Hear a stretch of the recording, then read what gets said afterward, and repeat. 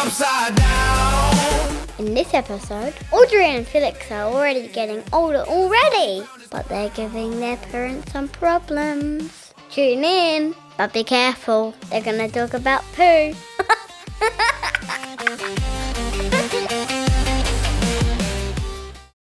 My friend had a baby, now he don't sleep no more. Waves crash in his eyes, tides on the nursery floor.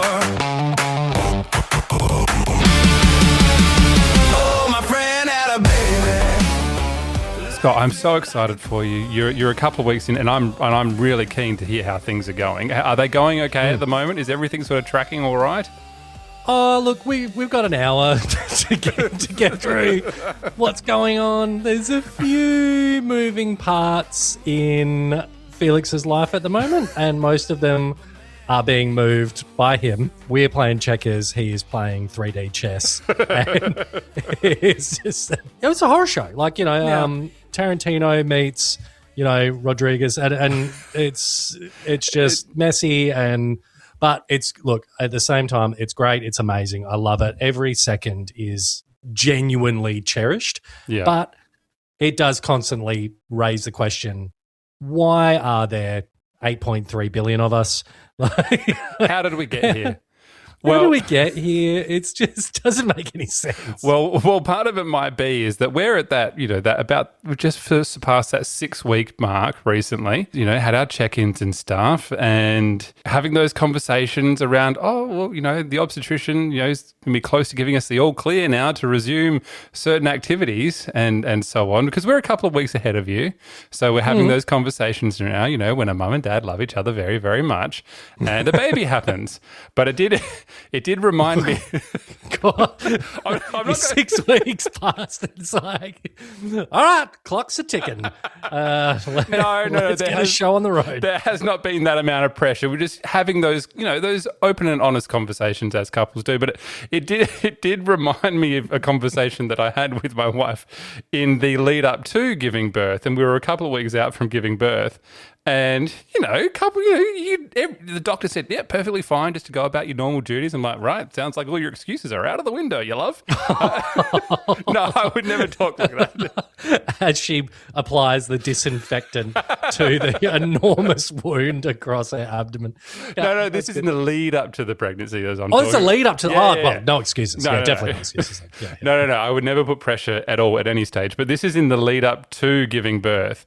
And, we're told by the doctor, it's a way to bring on pregnancy is to spend some intimate time with one another. And I remember my wife at one point just saying, look, I just don't think I'm up for having an orgasm, to be honest. I was like, darling, you shouldn't have to worry about that at all. You've come to the right place. If you don't want to have an orgasm, that can be arranged. Don't you worry. That is my speciality. So. Maybe that's a caring thing. It's a caring service. Like, I'm not going to put your body through that. Don't worry about it. It's funny you mentioned that, because when we went to our initial induction, if you recall, when we first went in there, our midwife said, yes, it can bring it on. But she was very specific.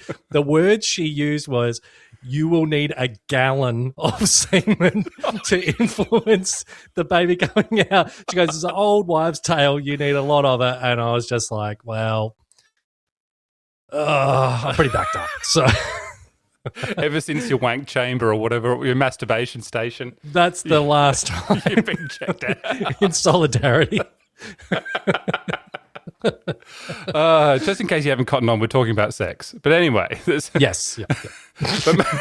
But moving on from our awfully childish minds, so we're at the 7-week mark now, which puts you guys about where? We are about 3.5 in. So we're like, this is the maximum percentage we got to be away from you guys. So we're halfway along the way you are. So we're in the guts of it. You messaged me a couple of times during the week just going, I think shit show is a great explanation of what you've been going through. Is it abnormal or is it fairly normal as far as you're concerned? Well, if we're talking about the actual shit that's happening, today's events. Well, I'll get to this a little bit down the track, but Felix is sort of transitioning to being bottle fed, and he's been a little backed up, and the turd that came out of him today was like a fully grown man's turd. Like it was formed, it was dense, it was, and then it turned out that was just the plug. And when the plug came out and we put him back, I was like, oh, well, no wonder you were so uncomfortable. Like you've taken a shit the size of my forearm, and it is as dense as a black hole. So, like, no worries, bud. Like, all good. Tantrums warranted. New nappy on. 35 seconds later, bang! There was the rest of it, and it was real bad. Like it was a real messy time. So shit show, yes, definitely an entertaining shit show. The great thing is that my wife is just as immature as I am when it comes to shits. So we are constantly in stitches about like, just how it's wild. It's wild. It's wild being that excited about someone else taking a shit. Yeah. Because you know when you see them in so much like they're writhing in just agony of like, I've got my guts are full of stuff. And then when it comes out, it's a relief. Like I think this with Audrey, number 3, we've had more blowouts in the last 6 weeks than we ever had with the other kids combined. Well, Felix is the king of eye contact. Like it's like, I am not going to shit unless I'm either A, asleep, or B, aggressive eye contact with you. And I don't know when that face goes beetroot red and it's just that unblinking, ruthless stare. I'm like, oh boy, we are in for a time. And you were talking about how the feeding schedule that you guys were on sounds really intense. Yeah, so we're now transitioned out of that, and we're more on a on-demand schedule unless it reaches a certain time frame. And then we got to get him up and stir him up and feed him. So that side of things has definitely calmed down, but we are also going through a very challenging period right now, which has got to do with supply levels and formula and all that kind of thing. So that's a whole new challenge, and it's something that wasn't on our bingo card. We didn't think this was something that we would have to really worry about a lot because early stages, everything was positive and, just looked like he was going to be a pure breastfed baby. That hasn't gone to plan. And so learned a lot about breast milk and nutrition and all that kind of thing. So going to the lactation consultant, we've got the pediatrician tomorrow just for a check-in to see where we're up to. So many new things that we were not.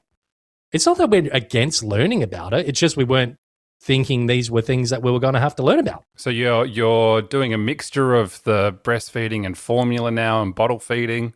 Is that right? Yeah, that's right. So my wife she's pumping every time he's having some formula. So trying to maintain that supply that's coming through. But he loves the formula. Don't get me wrong. He's all for it and he loves the breast milk. He definitely is pro breast milk. He wants breast milk over formula every time, but there's just not enough that's coming through to sort of satiate his obvious never-ending zombie-esque hunger that he has.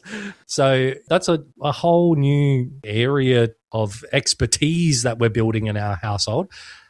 But the challenging thing as a man, you look at that and you go, well, a fed baby is the best baby, right? Like you look at that and you go, well, as long as he's got food in his belly, that's great. But for the person that's producing the milk, it's a horrible thing because it's hardwired into you to want to be responsible for feeding the baby. It's a very deep sort of primal urge to feed him.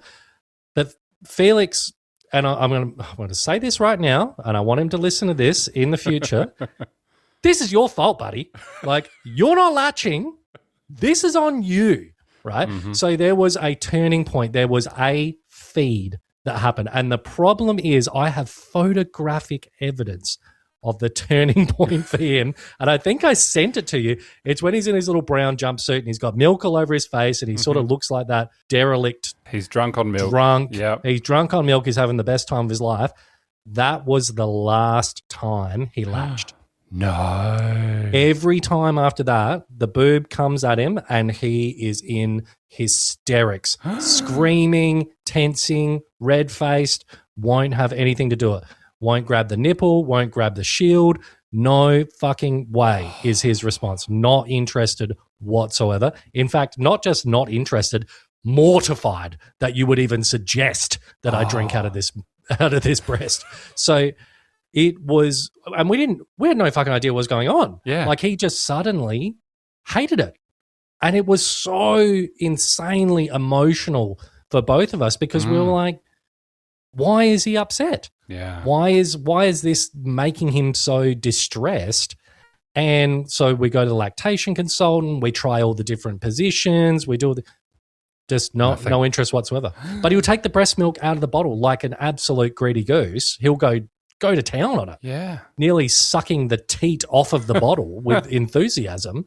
But then when it comes to grabbing the breast himself, he's just doesn't want he's it. just like, nah, don't want it. Oh, Don't want it. far out. So in order to maintain the supply, you've got to keep pumping. And that's what's been so hard for my wife is that for a long period there, and I know he's only been on this earth for 3.5 weeks now, but for a long period there, every time he woke and it was time to feed, guess who gets to give him the food?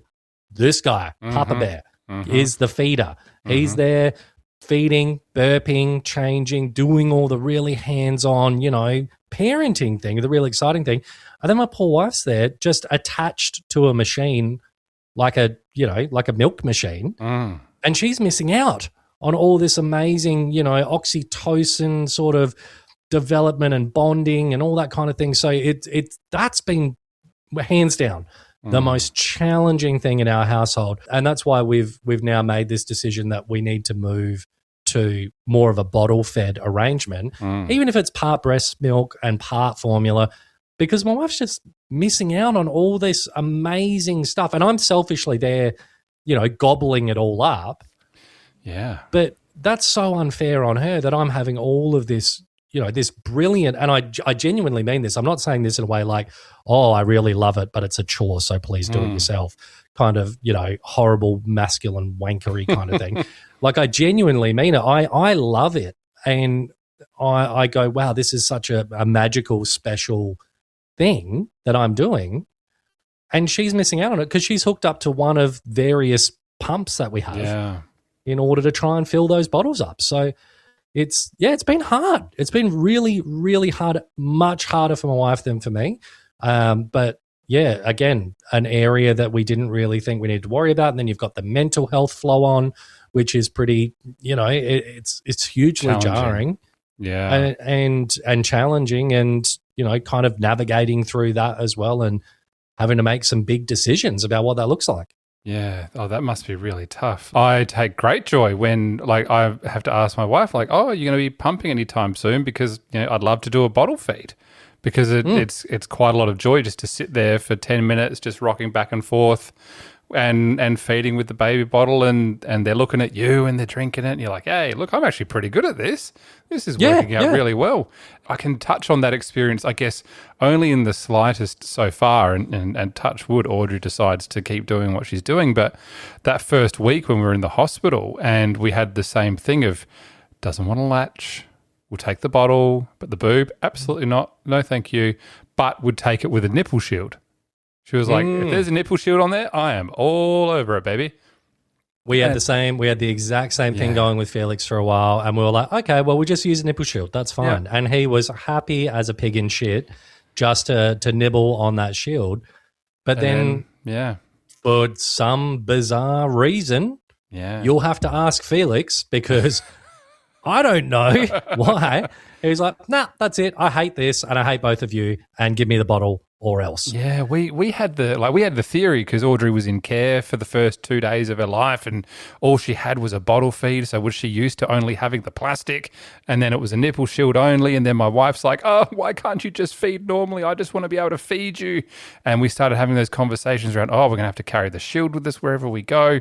We're gonna have to have a bottle with us wherever we go." And then night and day of just think of her not wanting to latch, and then slowly we started to trick her into grabbing on. So we'd start with the shield, we'd load it up with a bit of milk, and then slip it out, and then she'd latch there. And we've been really fortunate that that's how it's gone from there, because we were having those conversations for a while. And remember with our first as well, it was the exact same thing, how the milk just took forever to come in.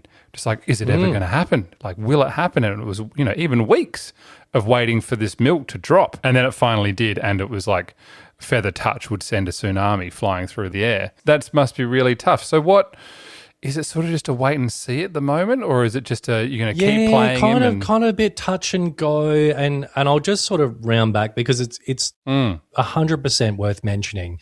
The moment that we went, okay, we need to have some serious conversations about this. And I think it was probably like 5 a.m.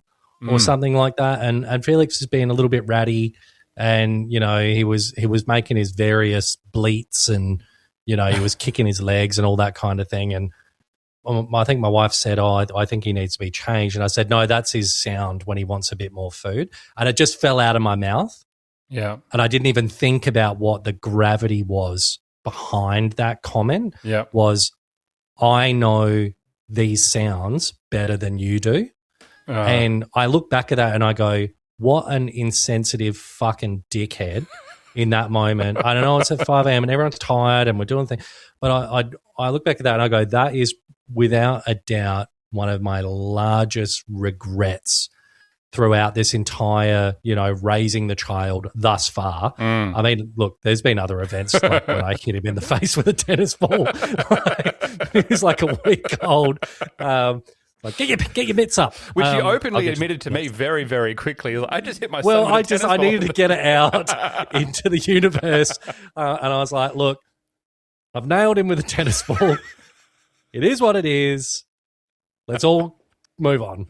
But there is a reason that happened. I didn't just throw a tennis ball at him. But like at that moment where you just say something and you don't think about it, and I don't want to make excuses and say, "Oh, I was tired and we're all tired," blah, blah, blah, blah, blah. It was a really insensitive moment for me where I just went, "Oh, well, that's not what that sound means. It means this." Yeah. And seeing that, just the shoulders drop and round and the face just sort of go, "Oh, fuck." Like I'm supposed to be telling you that, I'm the one who's meant to be in charge of the feeding, and I'm here on the pump, and this shit, and I don't know it, and then that kind of rolled into a bit of a cascading thing because, he wakes up, the first thing we do is change nappy, right? He's wet, he's irritable, he's not going to eat properly, and then we realize, oh shit, my wife's only changed a couple of nappies. Because she wakes up and gets on the pump. I wake up, I change a nappy, I feed him, burp him, feed him, burp him, cuddle him, calm him. And she's got a, fucking mechanical, there's tubes and shit all hanging off her. Yep. And you go, that was like a, wow, like not I'm doing the work. That's not what I'm getting at. It's more so you're missing out on this, and that's not fair. It's one of these cruel moments in time, I suppose, where you look at it and you go, through no fault of your own, for some unknown reason, he's decided he doesn't want to latch anymore. And now your responsibility is to consistently put your body on the line, and you're missing out on all this really important stuff that's real heavy mum stuff, and I'm selfishly gobbling it all up. I'm like, oh, look at the baby. Look at the baby. He's got a full belly. Oh, look, he's had a big wee or he's had a big poo and, all that kind of thing. And then you go, fuck, what an absolute prick. Like, not to realize what all those, like, I thought I was helping. Yeah. And, everyone's doing their best. But, you a little bit of advice for all the partners out there. made me think, are you're doing some of the practical stuff, but are you actually helping, or are you just sort of, accidentally being a total dick? I think kudos to you for being aware of that, I suppose, where you go, oh, hang on a second, I'm being a bit of a... I don't think it certainly doesn't sound like you meant ill intent by it. It's just... Oh, no, realize, God, yeah, no. Yeah, it's just one of those things where you're like, oh, hang on, no, this is actually really tough. For everyone. And you go, well, we're a team, we're a duo. You're doing that, I'm doing this, but you're both awake at the same time, and you both got jobs to do. But one person's job is infinitely more enjoyable than the other person's job, and one person's hooked up to a machine, and the other one's cuddling a 1 week old child. Yeah, like, wow, I wonder who's got who's enjoying the tough it more. gig. Yeah. Who's got the shit job here? Yeah, I remember with our first daughter, and we were in the hospital still, and she'd been in care, so we hadn't been able to hold her yet, and then we were trying to get the milk to come in, but that wasn't working. And it was just one of those moments where it was a perfect storm of emotions and postnatal everything, and my wife just fell apart. She broke to pieces. She was in a ball of tears. I'm like, hey, a hug will help. That will be good. and cuddle and stuff. And in perfect timing, the physio comes in, pokes her head around the door, sees that my wife is in a ball of tears. I'm hugging her, trying to console her. I'm like, oh, maybe now's not the right time. And she leans, she goes, is it because you haven't been able to do a wee? Oh, God. Yikes. And I was like, no, just we've got other things going on. Maybe not now for the postnatal checkup, for the physio stuff. We might do that tomorrow. Okay, I'll come back tomorrow. Just like, come on, universe. That's why I'm emotionally crumbling in front of you, because I really need to wee, and I haven't been yet. Although, ironically, I think that's half the time Felix's problem. But it's because he can't wee. So what is? I guess what's your routine now? Like, what's the next step? Oh, look, we're on a overnight we go maximum 5 hours. That's fantastic. Between feeds. That's great. It's very rare we get to that level, but we get some pretty half reasonable sleep. So the routine now is we go to bed probably about 11 p.m., which is around the last time. That's when he finishes his feed. I will then do the sort of the witching hour feed, I suppose. I'll like when he starts waking up, and this is a good segue because I'm going to talk about that in a minute. I'll hear him stirring, and in his bassinet, I'll push him out, shut the door, and try and let my wife not wake up and sleep through, because sleep's a really important component to supply and all that kind of good stuff. So I'll go out, change him, feed him. I've got it down to about 35 minutes, like bang, bang, bang. Give him half a bottle, get him in the sleep sack, give him the other half of the bottle. He's asleep, just absolutely conked out. And I wheel him back in like a lunch lady in the hospital, push him in there, all right, go to sleep, and we'll go to bed. And then my wife will wake up and give him a bottle at maybe 7 o'clock. She'll pump, and she usually gets a pretty decent sort of dose in the morning. Yep.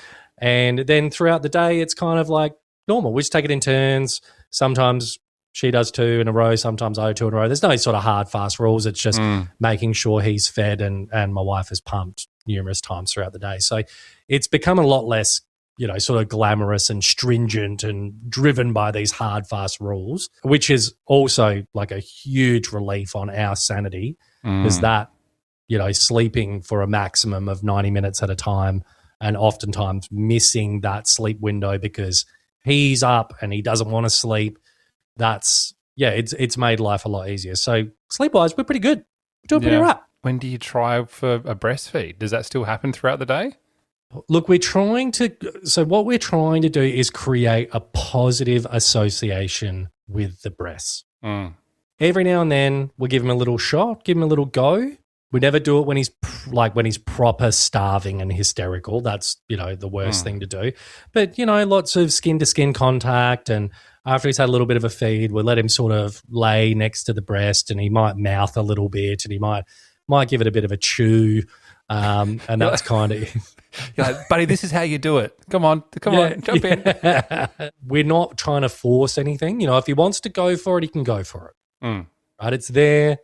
The supply is, you want it straight from the source. There it is, right? Or you can get it from me, and I get it out of the fridge. Cold. Bitter. So, yeah, that's kind of where we're at the moment. What about you guys? What's the system? It's all just happening for us. We're really fortunate in this regards, is that when she cries and she's hungry, she just jumps on the boob and away she goes and firing on all cylinders. It's joining our everyday life, which is the challenge at the moment, and just managing the triage of all the 3 children now. I think at this stage, look, it's only 7 weeks. And again, touch wood, is that everything is just slipping into place. She wakes up when she needs a feed. She has a good sleep when she needs, almost nothing is regimented with us at the moment because we have the lives of 2 other children to work around as well. School still needs to happen. We still need to get to daycare. They both need to be fed when Audrey doesn't want to be fed. The house is so loud. The house is so messy. I've lost my mind a couple of times because I don't know what it's like just walking from one room to the other. There's no clear path. It's like an Indiana Jones moment of trying to parkour over all of this stuff that's left on the ground, and I'm stepping on Lego and toys and just shit everywhere, and it is doing my fucking head in. And to be honest, I don't even know how much sleep she's getting because it seems to be enough because my wife is just doing this phenomenal job of Audrey wakes up, she feeds her, I barely know that it's happened, she goes back to bed. And like I said last episode, I wake up all sunshines and rainbow, just like, oh, what a great night, everyone, unless I get a tap on the shoulder of there's been an explosion or can you just change her, can you just do this? It honestly, at this stage, feels like it's the least I've done as an overnight shifter of all of our 3 kids, which has just been amazing because I'm back at work, I'm doing all that. I handle a lot of the kids' stuff in the morning with the pickups and the drop-offs so my wife can focus on everything else. But I always have in the back of my mind that my son, or my daughter, my oldest daughter was like a unicorn. She slept, she ate, she did everything, like perfect firstborn child. Talking about her now, probably have some differing opinions because she has got some attitude on her, that girl. Oh my God. But my son was also a fantastic sleeper and eat and everything was perfectly fine. But at 6 months, all of that changed. We were specialist after doctors after appointments because his sleep just went completely out the window. Nothing would work. We tried co-sleeping, and we're talking about 6 months of I would go to work the next day with maybe 3 hours of sleep because he has been up all night crying, upset. Nothing would placate him. And I think part of that might be explained with the word of the week that I've got a little bit later on. So far, everything's okay, but I always just have those little things in my head that I just know on a dime, like you've explained in this episode, it can just change. And you think you're on track and you're doing great and you're like, wow, we're giving ourselves gold stars, and all of a sudden something changes and you think, I'm the problem. Why? It's something that I've done that's wrong with me, that is not working. And I remember we were in the hospital with Audrey and all she would take was the nipple shield, and my wife just being so dejected with it just not being the way that we would hoped it would be. And I think as a person who just wants to do well, like, it just sucks. It's a terrible feeling to have that going through. It's a very bizarrely perfect way for me to talk about this. that background you just given there, because it's not my how to dad question. I'll get to that later on. Sure. But my interim question to you is, have you ever wondered whether your kids are secretly sort of like supervillains? Or I don't wonder, I know. This might sound unbelievable because my son is 3.5 weeks old, right? I moved him out of his bassinet, in the bedroom, and I noticed under the sheet that's wrapped around it, there was a little slit in the mattress that he'd cut in there, and I pulled a little notebook out of there, and it was full of this quite angry poetry that he'd written. Your 3.5-week-old had written? A 3.5-week-old. And there's a little notebook and there's a little stub of a lead pencil that I don't even know where he got that from. And And if you're open to it, one of his poems that he's written, it's called 2:43 a.m. Okay. And if you're open to it, I wouldn't mind reading it to you. I am. And just see if this rings any bells for you. It's quite a mature poem, so it's not a rhyming poem. Okay. It could almost be like a beat poem, but I'm not going to read it in that way. So during post, you can feel free to add some the lo-fi appropriate music. themed So angry music to. So just to be clear, you believe that your 3.5-week-old managed to get hold of a pencil and a book, cut a hole in his mattress, and bury this underneath him. And this is the poem. I am. This is one of many. Oh, okay. that book is overflowing. It's filling up. Okay. I don't know who the poem is about, but we may be able to piece it together. Okay. All right. So just bear with me. I've taken a photo of it. I've blown it up. His handwriting's not great. Okay, we can work on that. It's okay. So the poem is called 2:43 a.m. I heard you talking about sleep cycles going for 90 minutes. I've tried to wait 70 to catch you at your deepest sleep, ideally while dreaming. I make a barely perceptible goat sound, which you selfishly ignore. The next stage is your fault, and I scream hysterically 0.5 of a second later due to your crushing failure to care for me. I told you it's dark. Yeah, it is pretty dark. When we went to bed, you gave me my dummy. I hate the dummy. Did you learn about dummies in your shit parenting class? Why did you spend all that money on sleep sacks? I hate them, and they don't work, you stupid man. There is a 1/4 teaspoon of urine in my nappy, and it must be addressed immediately. Your hands are not warm enough as you lift me, and I hate you, Mr. Ice Talons. Leave me in my warm bed. I hate when you pick me up. You carry me to the changing area. It is very annoying when you carry me. Your incessant, gentle hushing infuriates me. No child should need to endure this torment. I kick you as you remove my nappy. My rage causes me to vomit on your hand. I think about a better life and question what God would force me into a life with nappy changes at this hour. Why haven't you picked me up yet? You know I like to be carried. It's not that hard to figure out, idiot. I am absolutely starving. It has been well over 90 minutes since I've eaten. The torment of existence in this household leads me to empathize with the Jews in Auschwitz. You give me the bottle that has been warmed in an annoying manner, and a bead of condensation touches me.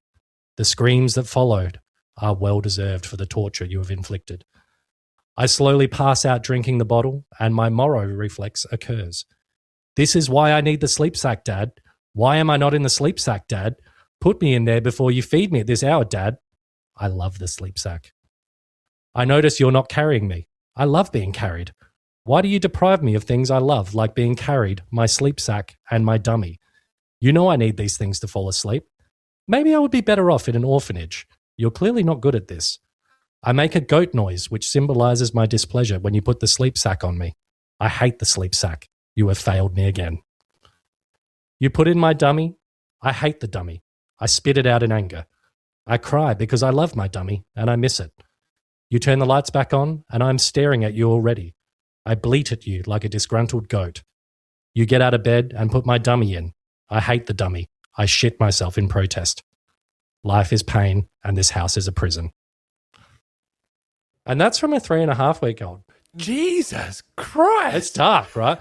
And it really reflects his indecisiveness, right? Where he transitions between his love of the dummy, hates the dummy, loves the sleep sack, he hates the sleep sack. Yeah, it's heavy. And there are dozens and dozens of pages written by him. So, wow. Yeah, it's heavy stuff. He's a dark little fella. Very dark little fella. Is your mental health okay? Just checking in. Is it? Well, it was up until I read that. I was like, I'm doing a great job. I'm figuring this out. Very interesting. Yeah, it's a good way to. Actually, no, I'm not even sure where to go with that. So you've stumped me. Why don't you do your word of the week? Let's break it up. It's time for Word of the Week. It's time for Word of the Week. It's time, oh yeah, for Word of the Week.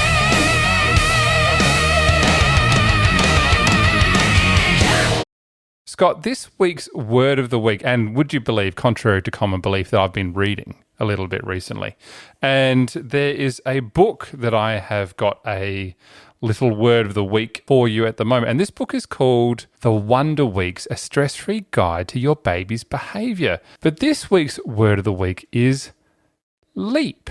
A leap is when there is a change in the brain. And all of a sudden, and I'm reading from the book here because it is basically the best way to explain it, is there it is, a new mental ability. And the only one to notice is your baby. Their brain is suddenly able to perceive new things. Almost nothing is as it were before. So every time they go through one of these leaps, their brain is going through massive changes. And when they go through a leap, they can be super fussy, or they have a stormy week, or it might be several weeks as their brain is going through all of these changes. From the book, when a baby takes a leap in their mental development, it is an intense experience for them, and so much changes. That is why the first thing you notice about a leap is the fussy phase. This phase is the onset of a leap.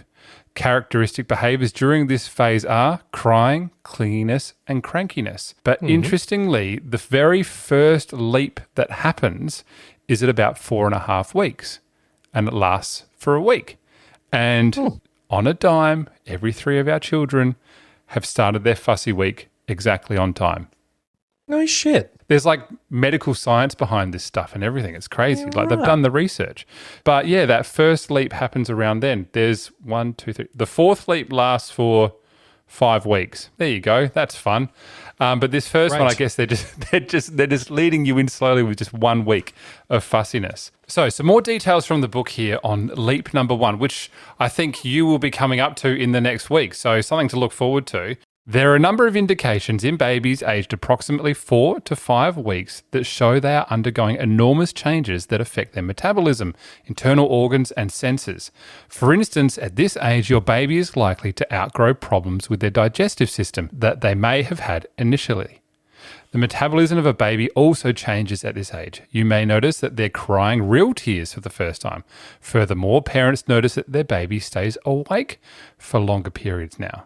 Finally, everything points to the senses going through a period of rapid growth. Your baby is clearly more interested in the world around them. Just after birth, they were only able to focus on objects that were up to 8 inches away, but now they can focus at a longer distance. It's not surprising that the baby feels it's time for some action, and as they are more sensitive to the outside stimulation. At this first leap, it may be difficult to notice any new skills. This leap is considerably shorter than the other leaps. You may only notice there was a leap once it has passed. Suddenly you realize your baby is behaving differently than last week, and that actually the week before was rather difficult in comparison. That fussiness was the leap. Now, they've got a couple of things here that you can look for in that first leap. I want the dates. What am I looking for? You're looking for looking at things longer and more often. They listen to things more often paying closer attention to them. Clearly more aware of being touched, more aware of different smells. You've smiled for the first time, or more often than before. You gurgle with pleasure more often. You express likes or dislikes more often. You express anticipation in some way other than more than often. And you stay awake for longer and are more alert. Of the, how many leaps here? 10 leaps noted in this book. That's just number 1. And it just gets more and more as the baby grows a bit older. So there you go. The fun. Look at you go, Mr. Research. I know. I'm so proud of you. Normally, I'm the guy that comes in and I've got a little bit of background, and you've got all your books and your notes, and look at this guy go. Now, I will admit that my wife got this about 6 years ago, and this is the first time I've looked at it. It's so fun. So something just jumped out of me really, really badly with what you were just saying. So I had Felix the other day, and he was like fucking ropeable. Mm-hmm. So the whole like staring thing, yes, he stares at me with his slitted, angry eyes, but he was furious about something. And I was like, why is he so pissed off? Like, what have I done wrong? Like, go and write a poem, bro. Like, why are you so mad? And it turned out what it was, I'd eaten a mandarin like right before picking him up, and my fingers were all covered in like mandarin citrus. And I just went, I don't know what made me do it, but I said to my wife, I was like, I'm just give me a minute. And I put my fingers under his nose, and he like gagged, like violently gagged when I put my fingers under his nose. I said, it's because I ate that mandarin. So hearing about that, maybe Felix, I know he's writing poetry and all that kind of thing. He might be a bit ahead of the curve with the leaps as well. Who knows? But he's picking up on your juices already. Well, there you go. Yeah. You're in trouble. Like, wash your hands before you pick me up, you grub. You filthy animal. Well, yes, You filthy grub. it should be noted that a leap is from the expected date of birth, not the actual date of birth itself. So just take that into account when working out when your baby's next leap is. Scott, after the break, should we do a little bit of How to Dad? I think we should. I got a pretty loaded question coming at you hot. God, this is such an intense episode. Oh, my friend had a baby. Life flipped like a coin. Oh, my friend had a baby. Chaos joined the joy.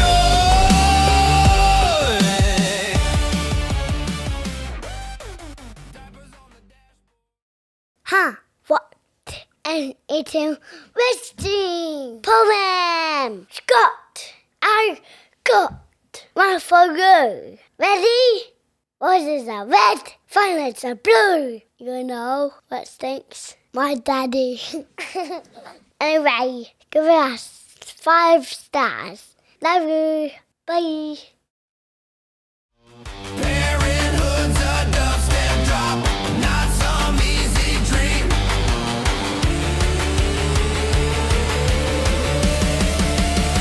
Oh, my friend had a baby. Life flipped like a Welcome back to the My Friend Had a Baby podcast. Oh, do I get to be angry about what I told you during the week about us being rejected by another podcast platform? I would very much like you to be angry about that. So- and Finn.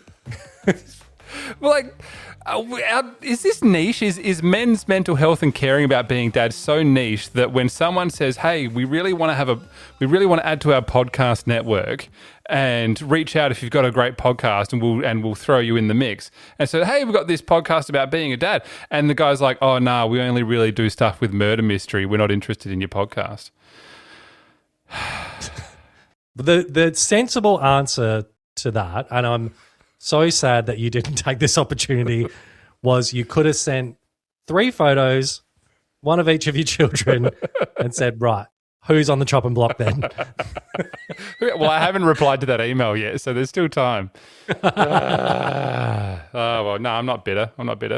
There's people No, who no, of care course about not, of us. course not. Hey, if you care about us, Old send us an Alex email. Sunshine, as he's known.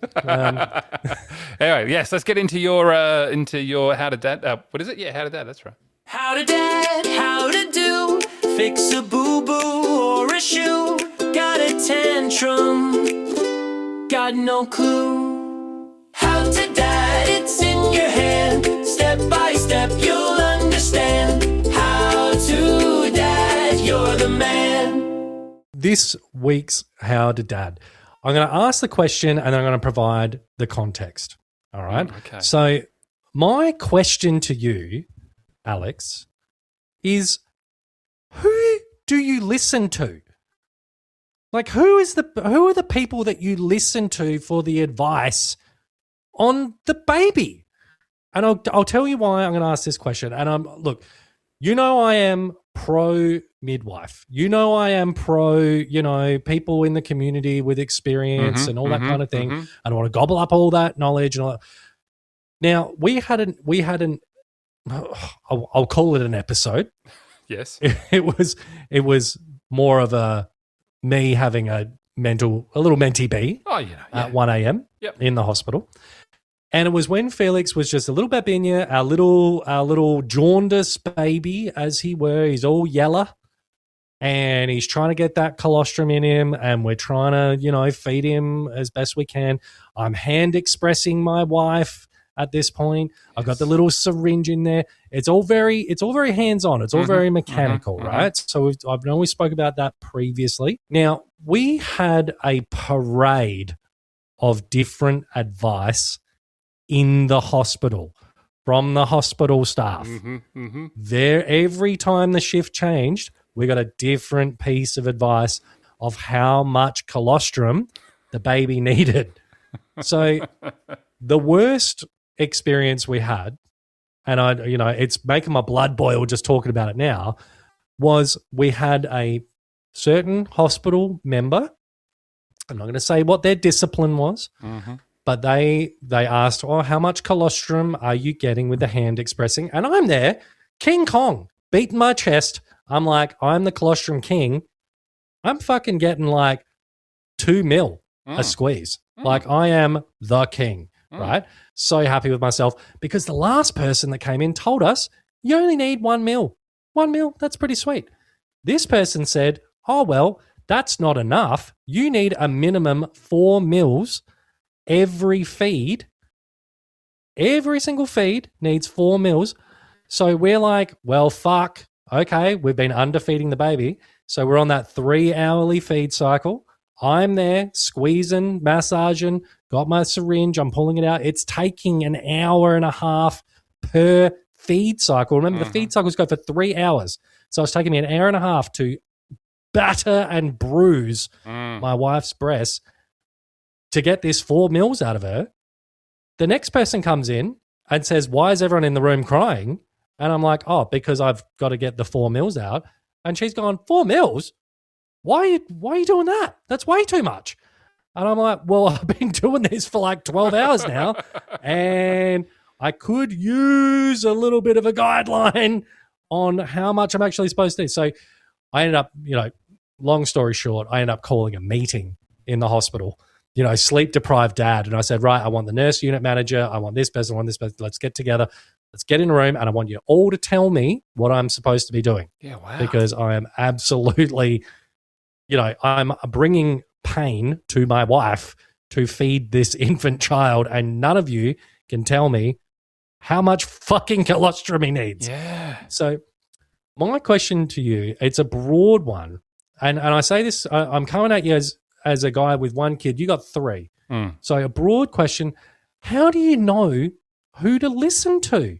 Like, who's got the advice? Who's got who's gold standard? Well, only the other day was my wife taking Audrey to the shops, and she had it was a fairly cold day, and she had her in her arms ready to go, just got out of the car, and a older lady came over and said, oh, she's not wrapped up enough. She's far too cold. You should put more stuff on her.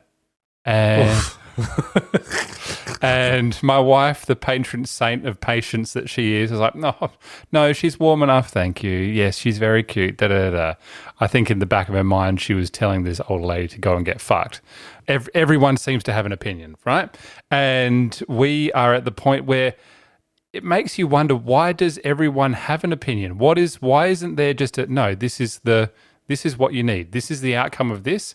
Why is there such ambiguity around what it should be? Jarringly different too. A lot of the time. Yes, jarringly different. A few years ago, where we had some medical news which impacted fertility and all that sort of stuff, and when that all went down, the first person said, look, this is probably going to reduce your fertility by about 40%. We're like, oh shit, that's a fair bit.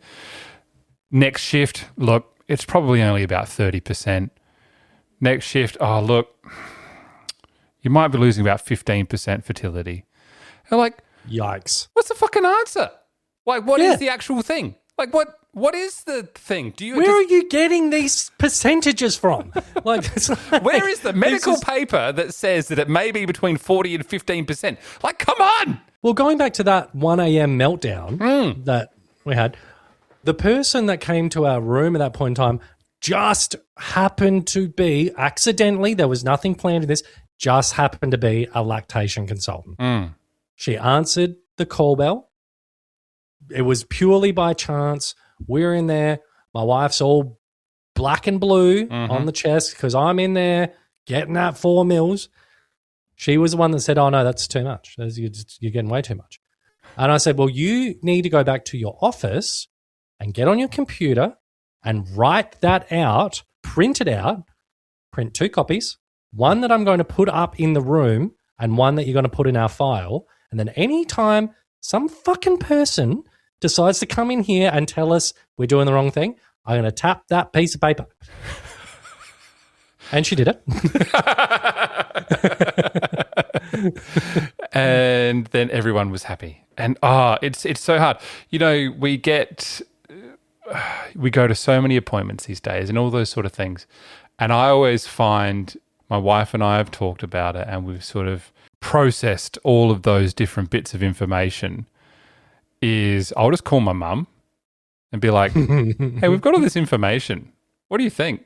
And she'll sort of be like, yeah, you know, we'll be like, you know, empathize with us and all that sort of thing. Just be like, oh, look, you know, it's just one of those things. I guess you just got to wait and see and see how you go. And I wouldn't worry about it too much. I haven't called her about, you know, being stabbed in the heart or anything like that. Like, oh, wait and see. It's like, maybe see a doctor. I don't know. Currently hemorrhaging in a back alley. What should I do, Mum? What should I do? I don't know. It's just kind of sweet. It's just like, hey, you've done this before. Like, you're my only guiding light of someone who I know that has been through this before. Should I be worried? And when that person says, oh, look, just wait and see how you go. And like, oh, okay, the doctor was probably right just to tell me to wait and see how we go. So I will trust that as well. It's like you just need that backup of going, you know what, I'm gonna trust you. Don't give me what you think's happening. Tell me what is happening. I don't want to be worried about what may or may not be happening. Just tell us what we know and then let's go from there. Tell us what the best thing to do is and we're going to aim for that.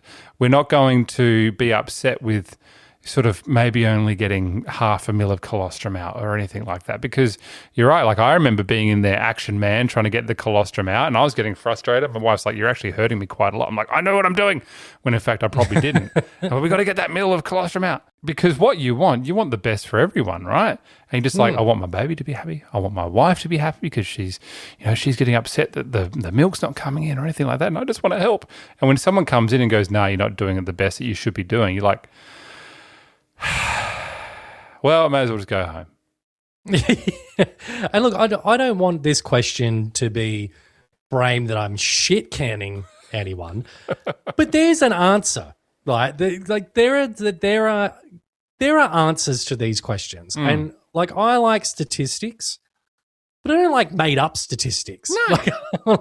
like there's a measurement. When there's a measurement of something, whether it's a mil or it's a percentage or it's a weight or it's a whatever it might be, you're pretty good at telling us when we're doing something wrong. But how do we stop the wrong thing from happening? So Felix, we haven't spoken about this in great length, but he lost over the 10%. Yeah, I remember. That he was supposed to lose. He lost 11%. Yeah, which is nothing. So it's nothing, right? But it's over the threshold. Then I immediately go back to the quite literally dozens of pieces of advice that we got from health professionals that were like, get this or do this. And they're all conflicting. They're all crazy conflicting. And I know part of that comes from, well, I've been doing this job for a long time, so this is what has worked for me historically, blah, blah, blah, blah, blah, blah, blah. But there's a gold standard there somewhere, right? So that was a hugely stressful experience for us, was getting that mixed bag of advice in the early stage. So I was just really curious, not just in the sense of like the early stages of your children's life, but as a dad, is that your go-to where you go, okay, well, I'm going to grab this information, I'm going to chuck it in the tumbler, I'm going to take it away to a subject matter expert like your own mother. I mean, look, you're alive.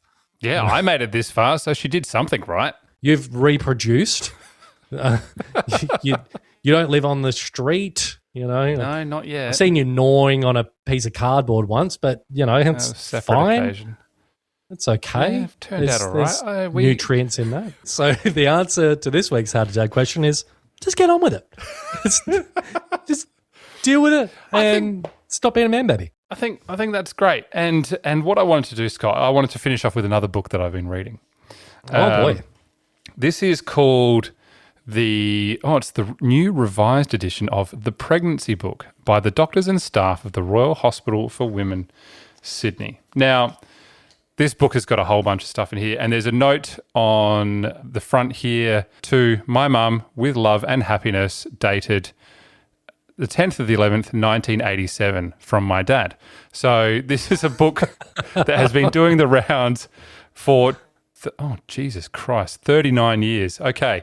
I had to do the math and I'm like, oh, wow, like 39 years. So I will note that there's a bunch of photos in here that depict some very close-up understandings of how to breastfeed, and I'm sure teenage me might have flicked through this at some point too. I was a little bit concerned about when you started saying it's like a book from your dad to your mum, just like all this real intense erotica.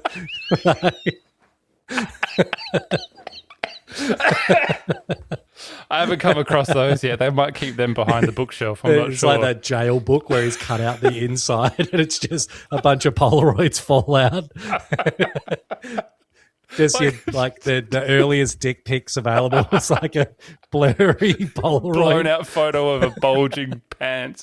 These flesh mountains. Oh, no, that's just balls from the other Now I side. can see the motivation of how I got here. And there's a whole bunch of just things in here about how birth works and all that sort of stuff. But I was flicking through and I found this little paragraph here towards the end. This section is called Emotional Pressures on the Father.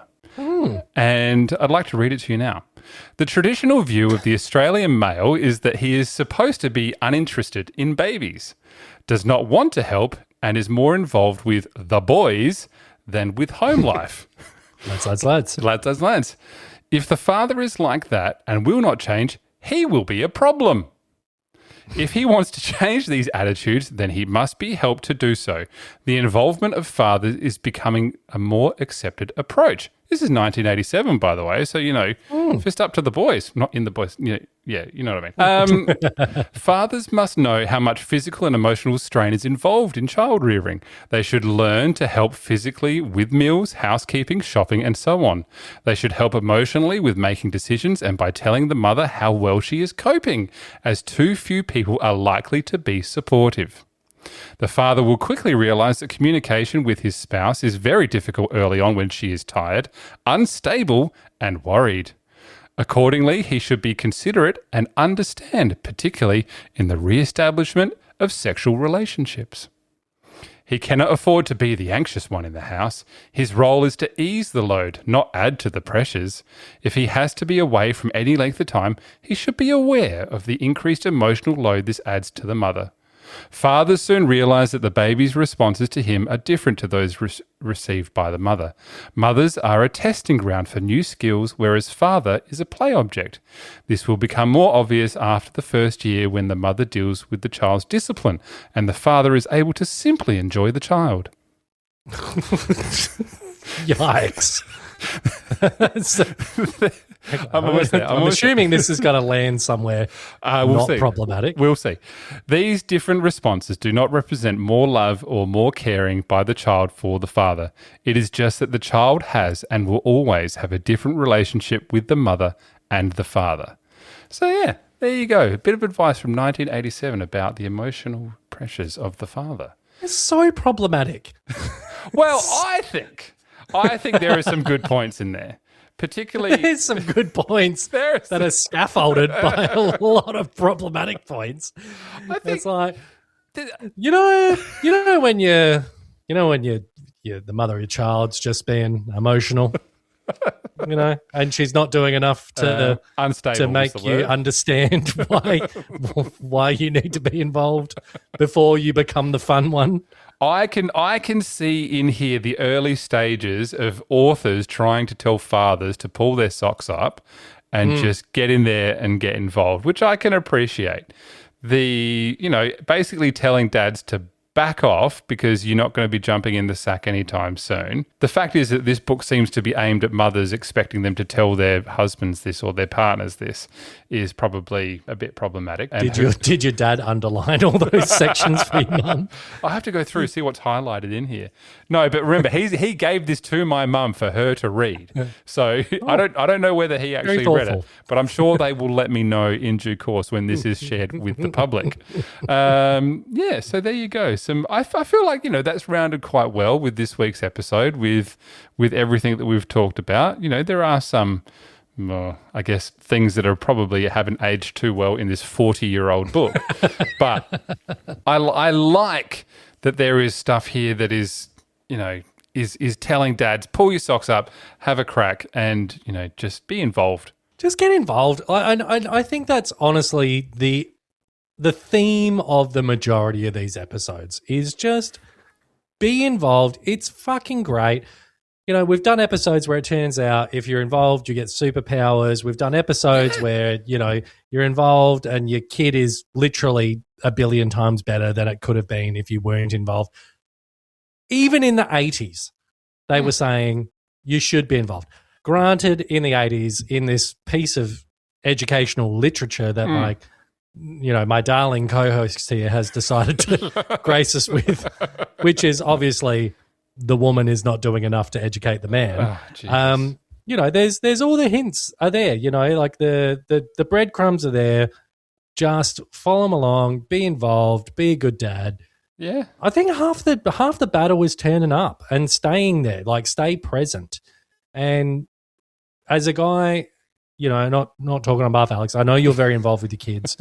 But, as someone who's been, again, I'd say this with a huge air of confidence of someone that has this luxury, but as someone who's been involved for the last 3.5 weeks, and I've still got another 2 weeks off to continue to be super involved in this, and Felix is, the center of our entire world.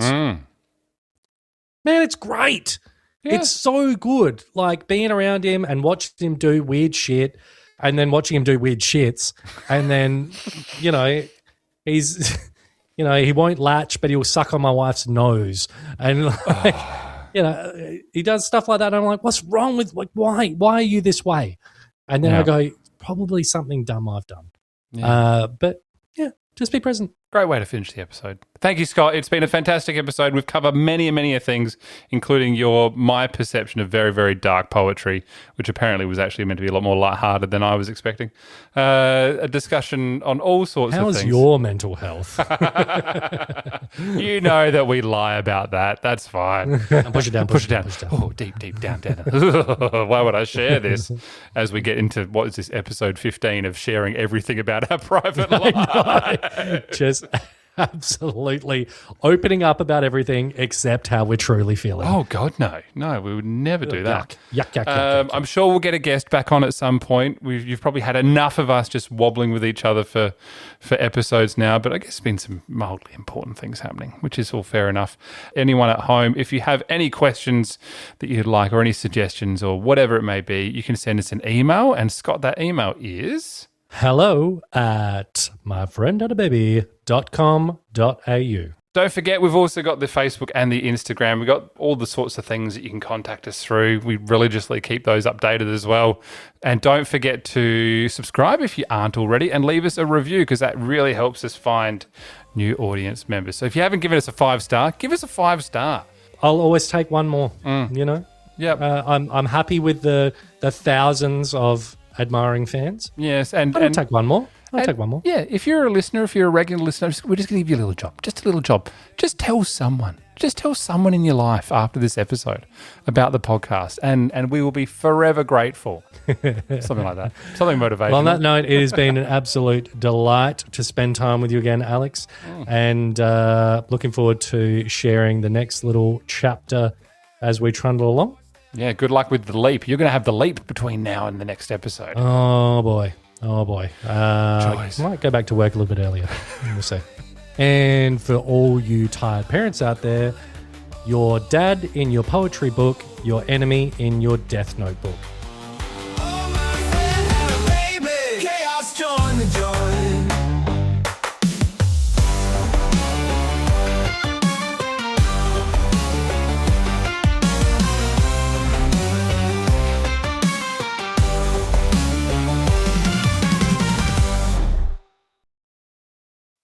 Podcast.